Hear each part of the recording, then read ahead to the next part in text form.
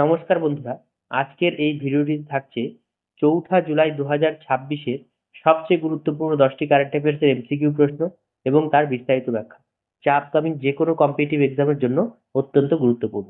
তাহলে চলো আজকে যে নতুন প্রশ্নগুলো রয়েছে সেটা নিয়ে আলোচনা করা যাক। দেখো, প্রথম প্রশ্নটি কি বলেছে, যে সম্প্রতি পশ্চিমবঙ্গের কোন জেলার বেলিয়াতোর মেচা সন্দেশ জিআই ট্যাগ পেল? Option A Bankura, option B Purba Bardhaman, option C Purulia, option D Hooghly. তাহলে এর উত্তর হচ্ছে অপশন এ, বাঁকুড়া জেলা। তাহলে পশ্চিমবঙ্গের বাঁকুড়া জেলার বেলিয়াতোড়ের ঐতিহ্যবাহী মেচা সন্দেশ সম্প্রতি জিআই ট্যাগ লাভ করেছে। এই মিষ্টিটি ছানা এবং চিনির বিশেষ প্রস্তুত প্রণালীতে তৈরি হয়, যা বহু বছর ধরে স্থানীয় ঐতিহ্যের একটা অংশ হয়ে এসছে। ঠিক আছে, নেক্সট প্রশ্ন। তো সম্প্রতি আন্তারাম ইদুক্কি নামে নতুন টাইগার মথ প্রজাতি কোথায় আবিষ্কৃত হয়েছে? Option A Tamil Nadu, option B Kerala, option C Karnataka, option D Goa. তাহলে এর উত্তর কি হচ্ছে? এর উত্তর হচ্ছে অপশন বি, কেরালাতে। তাহলে বিজ্ঞানীরা কেরালার ইদুক্কি জেলায় নতুন প্রজাতির টাইগার মথ আবিষ্কার করেছে, যার নাম রাখা হয়েছে আন্তারাম ইদুক্কি। এটি পশ্চিম ঘাটের জীববৈচিত্র্যের গুরুত্বকে আরো বেশি করে তুলে ধরেছে। সম্প্রতি জিআই ট্যাগ স্বীকৃতি পেল রাজ্যের ইন্দোরি মালভী পটাটো বা আলু। এটা কোন রাজ্যের জিআই ট্যাগ?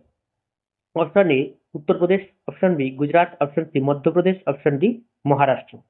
তাহলে উত্তর হবে অপশন সি, মধ্যপ্রদেশে। তাহলে মধ্যপ্রদেশের মালওয়া অঞ্চলে উৎপাদিত ইন্দোরি মালভী পটাটো তার বিশেষ গুণমান এবং উৎপাদন বৈশিষ্ট্যের জন্য জিআই ট্যাগের স্বীকৃতি পেয়েছে। ইন্টারন্যাশনাল বিগ ক্যাট অ্যালায়েন্সের ২৭তম সদস্য দেশ হিসেবে যোগদান করলো কোন দেশ? Option A Nepal, option B Bangladesh, option C Bhutan, option D Sri Lanka. তাহলে উত্তর হচ্ছে অপশন বি, বাংলাদেশ। দেখো, বাংলাদেশ ইন্টারন্যাশনাল বিগ ক্যাট অ্যালায়েন্সের ২৭তম সদস্য দেশ হিসেবে যুক্ত হয়েছে।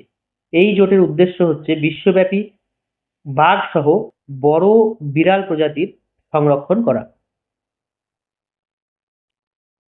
ইন্টেলিজেন্স ব্যুরো বা আইবি এর ডিরেক্টর হিসেবে দায়িত্বভার গ্রহণ করলেন কে?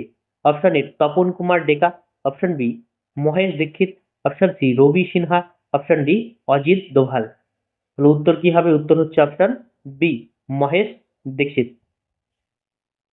ভারতের অভ্যন্তরীণ গোয়েন্দা সংস্থা বা ইন্টেলিজেন্স ব্যুরো এর নতুন ডিরেক্টর হিসেবে মহেশ দীক্ষিত দায়িত্বভার গ্রহণ করেছেন।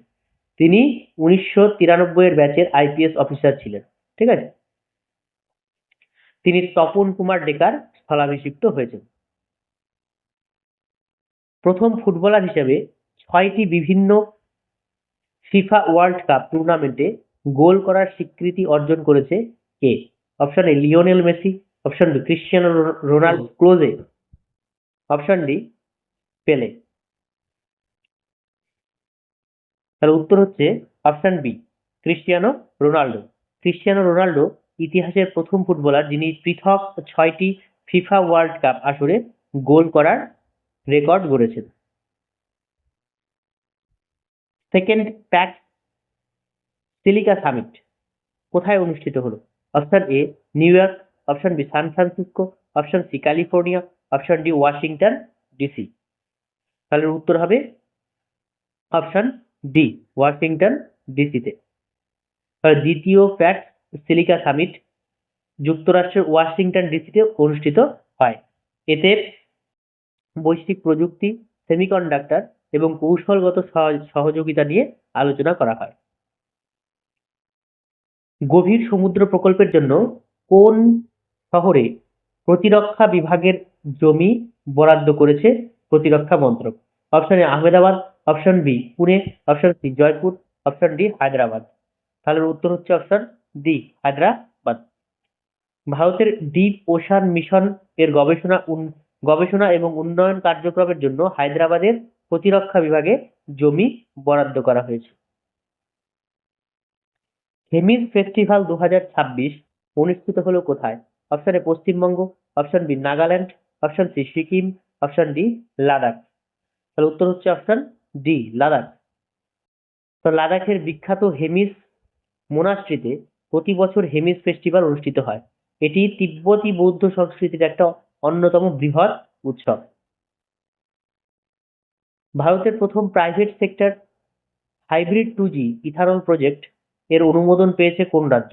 Option A Maharashtra, option B Uttar Pradesh, option C Haryana, option D Gujarat. তাহলে উত্তর হচ্ছে অপশন বি উত্তরপ্রদেশ। তাহলে ভারতের প্রথম private sector hybrid 2G ethanol project এর অনুমোদন পেয়েছে উত্তরপ্রদেশ। এটি দেশের সবুজ জ্বালানি এবং জৈব জ্বালানির উৎপাদনে অত্যন্ত গুরুত্বপূর্ণ ভূমিকা পালন করবে। ঠিক আছে, তাহলে আজকের মতো এই পর্যন্তই। ভিডিওটিকে ভালো লাগলে তোমরা লাইক, শেয়ার এবং সাবস্ক্রাইব করবে। আর ভিডিওটিকে শেষ পর্যন্ত দেখার জন্য অনেক অনেক ধন্যবাদ।